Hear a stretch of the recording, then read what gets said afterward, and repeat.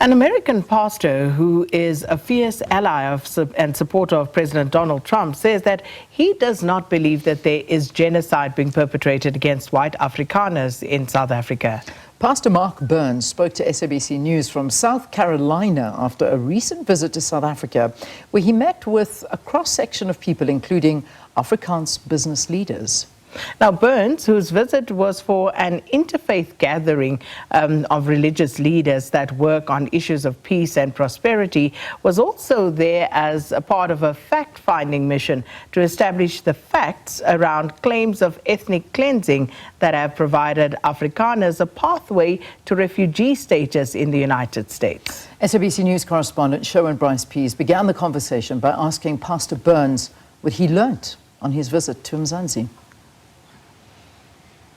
The big elephant in the room was to answer and find, is there white genocide that's happening in South Africa at the hands of black people with a black-led government? And what I find was, having spoken to many different former apartheid leaders, many different white farmers, Afrikaners in business, they were extremely shocked to discover that this was the narrative that was being played out in Washington, D.C., and that they wanted to assure me that was not happening. And just to play devil's advocate, my question was, is this government backed? Some of them were not favorable of the ANC. Some of them were not necessarily fans of the current administration. But they wanted to assure me that they were not witnessing genocide. Now, having said that, that doesn't negate the fact that white people or white farmers are being killed or black farmers are being killed. Let's not exclude the fact that there's a high crime rate. Just in the last quarter of South Africa, you had over 5,700 murders. And out of the 5,700 murders, you've had 12 of them was related to farmers. And out of those 12 farm-related murders, 3 of them was white. But I want to be very clear.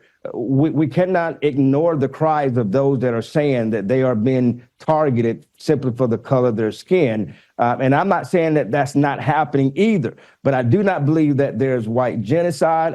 Just to your point, right? So a high crime rate doth not a genocide make. And I think given the stats that you've put forward here, the majority of people that suffer from the egregious crime rate in South Africa are in fact black people. Not to say that white people are not affected, but I think the broad takeaway from what you've just said is that this is a problem for all of society writ large in South Africa, not just white Afrikaners, right? Absolutely. I mean, again, I want to be very clear because the White House says different. The White House believes that they have evidence that suggests for over 30 years there's been brutal killings of white farmers or white people in general. But again, I'm not saying that that's not happening because things happen like that here in the United States of America. It is true. However, the Black Lives Matter movement painted a picture that black people were being hunted down by law enforcement officers, or that every black man is probably going to get killed if they're pulled over by a white officer. And that's not the case at all. The Black Lives Matter movement protested that black people, or black men in particular, were being targeted by law enforcement officers, and that was a lie. Were there black killings at the hands of white cops? Absolutely. Were most of them or many of them not justified? Absolutely. There were some cases, small, but there was cases where the police officer killing was not justified. But I believe that's Pastor Burns, we don't go around in South Africa. I believe we don't go around saying happening in South Africa. Right, and we don't go around saying that based on the Black Lives Matter movement or black people being killed at the hands of police, that there is a genocide against black people in the United States. And I think that's the point. You mentioned the issue of evidence by the White House. Let me push back on that. Accusing a country, Pastor Burns, of genocide is a grave and serious allegation to make. South Africa, for example, has made that a claim against Israel's conduct in Gaza and has pursued that position at the International Court of Justice, which will determine the veracity of the allegation. There has been no legal determination, and there's been no legal process followed by the United States to establish the evidence, to establish the genocide claim against South Africa, and yet the damage has been done. Do you believe that South Africa has been unfairly maligned here by the White House? Well, I think that President Trump never used the term genocide. Let's be clear. He spoke highly of your former President Nelson Mandela, who is a global world peace leader on two separate occasions in that very same meeting. So the President Trump never said genocide or white genocide. Not in that meeting in particular. Yeah, in that particular meeting we're talking about. And that was what sparked a lot of the things that take place, my visit being one of them. But let's just be clear. I do believe that the minorities are being picked on. White people, let me just say this, racism is racism despite the color of the skin of the person doing it. But is there genocide? No. Do I believe that there are systematic killings that are happening just because white people are white? I don't think that. Are there some thugs that don't like white people and they take advantage of the weak law enforcement in those particular areas? Absolutely. They have no jobs, so they turn to crime.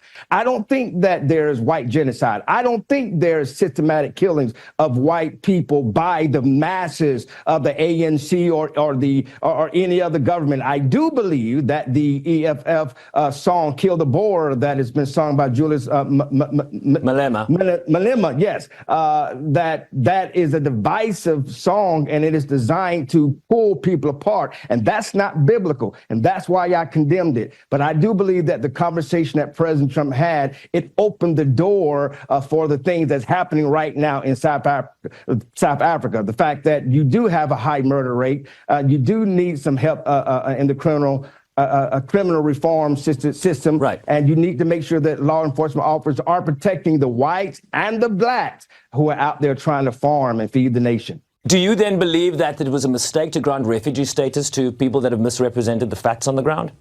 I think that it most definitely should be investigated by South Africa government and the United States government, and to continually find out how were these people able to communicate this message when your own media, you journalists of South Africa, seem to be thrown off based off of what I've been told. You've been thrown off yourself because you had no clue that this was the messaging that was getting out to the rest of the world. And so we got to find out why is that happening? Why are some of these people feeling like that they are being punished, and why that they may just don't like a black government, and that's coming from you white Afrikaners. That's coming from those who are in your own country, and they are white Afrikaners, and they're telling me these people are just racist individuals that don't like a black-led government. If it was a mistake to call it genocide in South Africa, and we now know better, President Trump maybe was misled by the people around him, those that came to lobby him, does that not mean that he still owes South Africa an apology? Well, again, remember, President Trump never mentioned genocide. So let's be clear. He did many times, Pastor Burns. He's mentioned it. In the He's an executive order. All of this conversation, the president never mentioned that there's actual genocide. What real genocide he is, did so many times. Real genocide is what white people did to black people for 300 years in South Africa. Real genocide is what took place in Rwanda in 1994, and we refused to call genocide from the Hutus and the Tutsis. So that is not, so it's baffling that we're even having this conversation because of a few 49 white Afrikaners who are saying that they've been targeted when for 300 years, black people couldn't even go to the same studios or couldn't even go to the same neighborhoods. They were put and forced to be in township at 9 p.m. The horn blew and all black people or non-white people had to be inside their township. And the people that could be on the road were those that was driving from their job back to their ghetto based off of the color of their skin. So it's baffling to me that this is the conversation that we're talking about. And yet President Trump, in that White House meeting with President Ramaphosa, tried to say that what was happening now to white Afrikaners in South Africa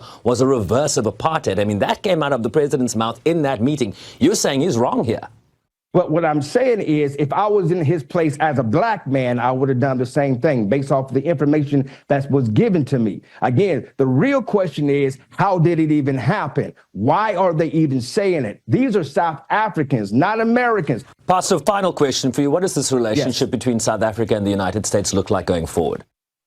Well, I believe that as President Trump and President Ramaphosa met, we saw the meeting, but there was another dinner that we did not see. And there was a great conversation. There was a resetting of the relationship. It is true that our relationship has been streamed. It is true under your President Zuma, who got closer and closer and closer to Russia and Vladimir Putin, that it carried over into Ramaphosa. And many believe that there's a lot of corruption that is happening with the ANC and the current administration. That is for you and your country to decide. But I believe that the relationship has been reset. My prayer is that President Trump do come to the G20 and that the key is, the baton is passed from South Africa to the United States of America, that the 31% trade is dropped down to something that will not hurt the economy of South Africa, and AGOA, that which is about to run out, that you two will continue to qualify for the benefits of being members of AGOA. And so my goal, like President Trump,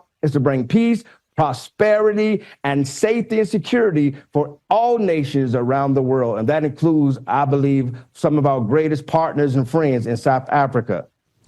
Mark Burns, pastor at the Harvest Praise and Worship Center in South Carolina and a strong supporter, ally, and advisor to President Donald Trump. We appreciate your time with us today. Thank you, sir. Happy to be here. Thank you, sir.